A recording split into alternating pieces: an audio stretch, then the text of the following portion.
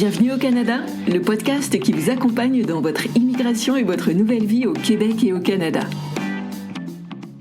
Salut à vous, aventuriers du Nouveau Monde! Emma Charlin au micro, auteure, coach en mobilité internationale et podcasteuse.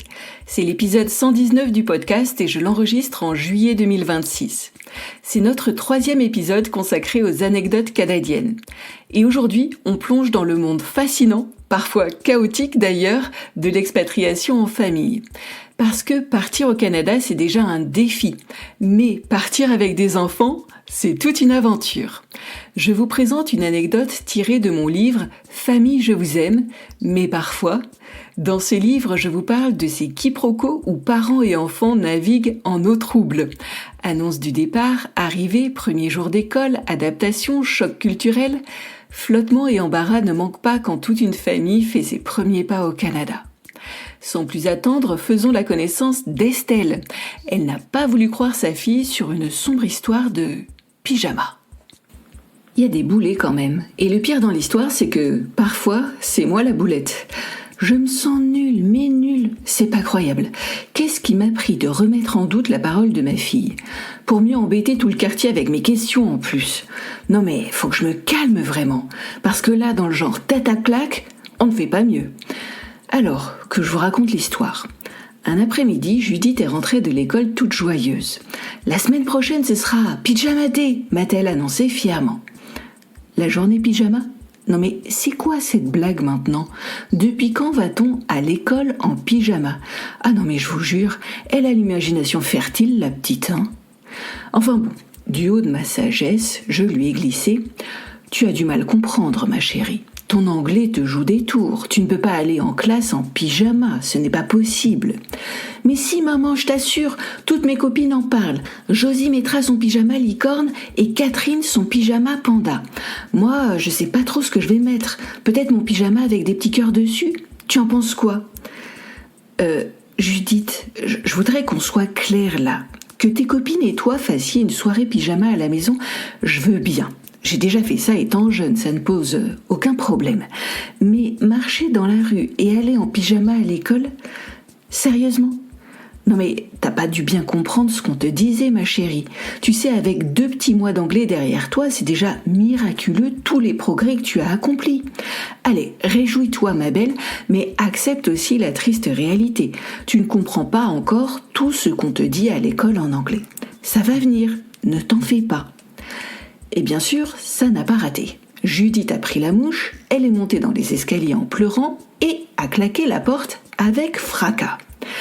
Elle n'a que 9 ans et demi, mais alors les prémices de la puberté sont déjà là, je le sens, hein. D'ailleurs, je me demande comment ça se passera à l'adolescence. Honnêtement, je n'ai pas hâte d'y être. Un saut dans le temps, ça serait possible, non ?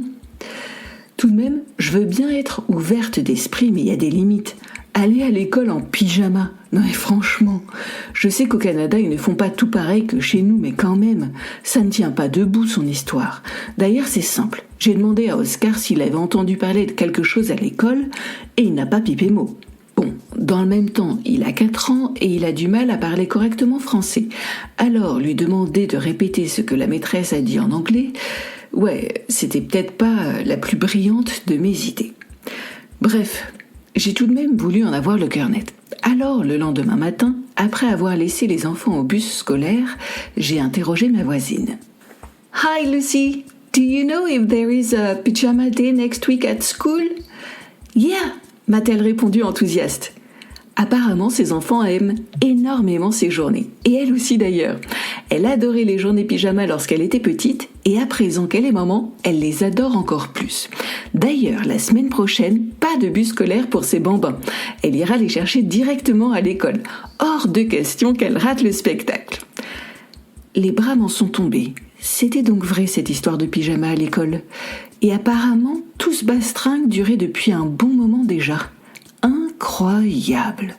Judith avait tout bien compris et moi, je l'avais pas cru.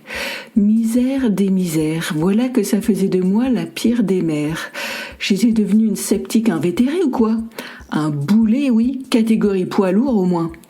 Alors, pour rattraper le coup, je me suis platement excusée. Puis Judith, Oscar et moi sommes passés au centre commercial. J'ai offert à mes loulous les pyjamas les plus rigolos qui soient. Un pyjama en forme de dinosaure pour Oscar avec une jolie petite queue verte qui dépasse et un pyjama en forme de gros chat pour Judith. Ils étaient contents mes lascars. C'était beau à voir quand je leur ai appris que je viendrais les chercher à l'école pour l'occasion. Leur sourire m'a redonné du baume au cœur. Je ne suis peut-être pas une mère si indigne que ça au final. Enfin, n'empêche, je m'en veux encore. Quelle gaffeuse! Avec l'âge, je crois savoir bien des choses, mais en débarquant au Canada, j'aurais plutôt dû apprendre à me taire et à découvrir les us et coutumes du pays. Soit dit en passant, je me demande bien si les Canadiens organisent aussi ce genre de journée au travail. Quelle tête ferait Julien s'il recevait un courriel des ressources humaines l'informant d'une journée pyjama au boulot? Ah bah j'aimerais bien voir ça, ce serait super drôle en fait. Et voilà, Estelle n'a pas cru sa fille quand elle lui a parlé d'une journée pyjama à l'école, et cela lui a valu bien des tracas. Cette histoire vous a fait sourire? Tant mieux, parce qu'elle est drôle. Mais ça vous fait un peu peur aussi? Encore mieux, parce que ça devrait. Il y a tant à découvrir et à apprendre. Vos enfants vont se frotter à un système scolaire que vous ne connaissez pas, à des traditions que personne ne vous a expliquées et à des codes que tout le monde maîtrise, sauf vous. Demain, ce ne sera plus juste une question de pyjama. Ce sera « Maman, c'est quoi le Monster Mash à l'école? Pourquoi l'enseignante parle des Valentines pour toute la classe? C'est quoi un Jersey Day? Et c'est quoi un field trip? » Et puis, il y aura les activités parascolaires, le hockey avec un équipement pas possible à enfiler, les ligues et les tournois dont tout le monde parle comme si c'était une évidence, et les fêtes aussi. Thanksgiving, Remembrance Day, Family Day, St. Patrick's Day, Victoria Day, Canada Day. Des célébrations que vos enfants découvrent à l'école et pour lesquelles ils vous posent 1000 questions auxquelles vous n'avez aucune réponse. Partir au Canada en famille, ce n'est pas juste gérer votre adaptation, c'est gérer aussi celle de vos enfants. Sur un plan pratique, bien sûr, mais sur un plan émotionnel aussi. C'est jongler entre leur tristesse de quitter papy et mamie, leur colère de devoir changer d'école, leur stress face à une nouvelle langue et vos propres angoisses de parents qui veulent bien faire, mais qui ne sait pas toujours comment faire. Vous méritez mieux que de naviguer à l'aveugle. Vous méritez de savoir comment parler du départ à vos enfants, comment choisir la bonne école au Canada, comment gérer les premiers jours et les premières semaines sur place, comment décoder les traditions scolaires et les attentes des enseignants, comment accompagner vos enfants dans leur apprentissage de l'anglais, tout en gérant le vôtre aussi. Voilà pourquoi j'ai écrit mon livre « Famille, je vous aime », mais parfois...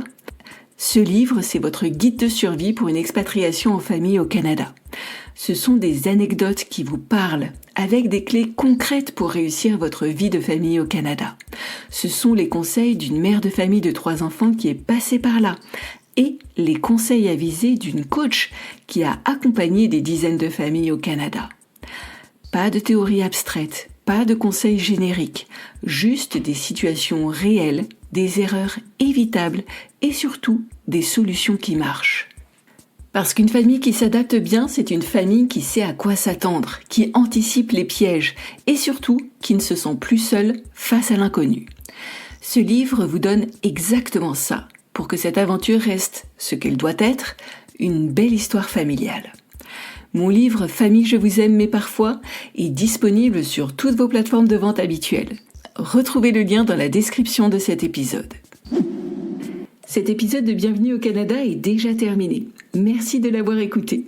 Si vous l'avez apprécié, abonnez-vous au podcast, donnez-lui des étoiles et laissez-moi un commentaire. Cela aidera d'autres personnes à le découvrir.